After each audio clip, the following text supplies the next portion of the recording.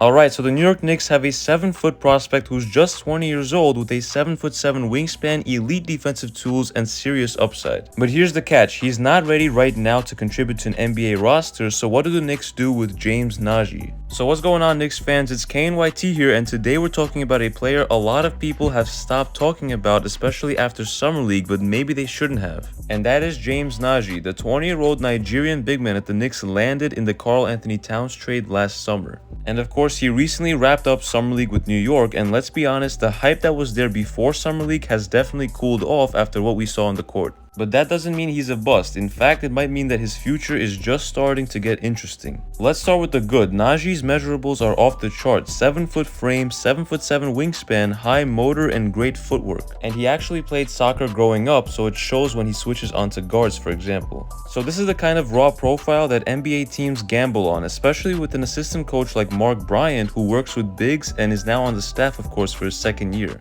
And he is known to really develop bigs. And defensively, Nnaji can already bother shots at the rim, hedge hard, and move well enough to hold his own in space. The framework certainly is there to build a monster down the road. But now, let's talk about the weaknesses. James Nnaji has a lot to work on. Let's be real, his feel for the game just isn't there yet. Now, offensively, he's limited. He struggled to catch passes in traffic, didn't show any real post game, and looks hesitant when the ball finds him outside of 5 feet in Summer League. And in the 5 Summer League games that he played, he averaged about 3 points, 3.5 rebounds, and just 13 minutes per game. He shot 100% from the field and 55% from the free throw line. And to give him some credit, he did finish off Summer League strong against the Wizards. With the final game, he played 24 minutes and dropped 4 points and 11 rebounds, with 5 of those being offensive rebounds. But look, overall, he just didn't look very comfortable out there, especially in his first 4 games where he barely played and looked like he was dealing with back tightness. So right now, at this moment, he's not close to being NBA ready, but here's why I still think the Knicks are going to keep him around. They do own his draft rights, so there's no pressure to sign him to a full contract or even a two-way right now. What I think they do right now is simple. They offer him a G-League deal to stay in Westchester and develop under the team's eyes. And this will give him a year with Mark Bryant and the training staff, and then reevaluate next summer and see if a two-way or roster spot makes more sense. Because listen, when you have a 20-year-old with these physical gifts, you just don't throw that away.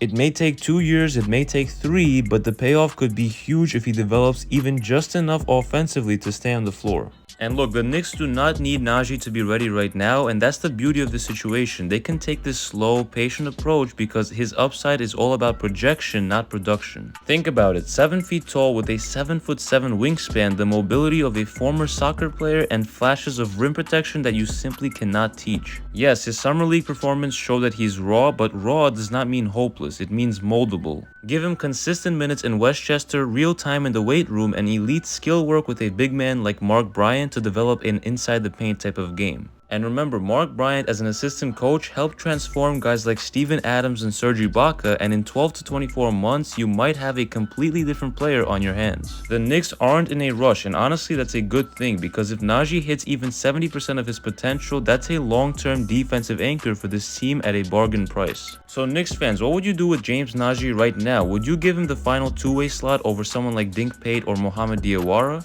Or would you stash him in Westchester and let him cook slowly? Let me know in the comment section down below, as I would love to hear from you guys. And again, personally, I do believe in James Nnaji's long-term potential, and I think he can be a very solid center in this league. But as always, if you enjoyed this video, make sure to hit that like button and sub to the channel for more Knicks news and updates you will not want to miss all summer long. It's been KNYT here, and I'll see you guys in the next one.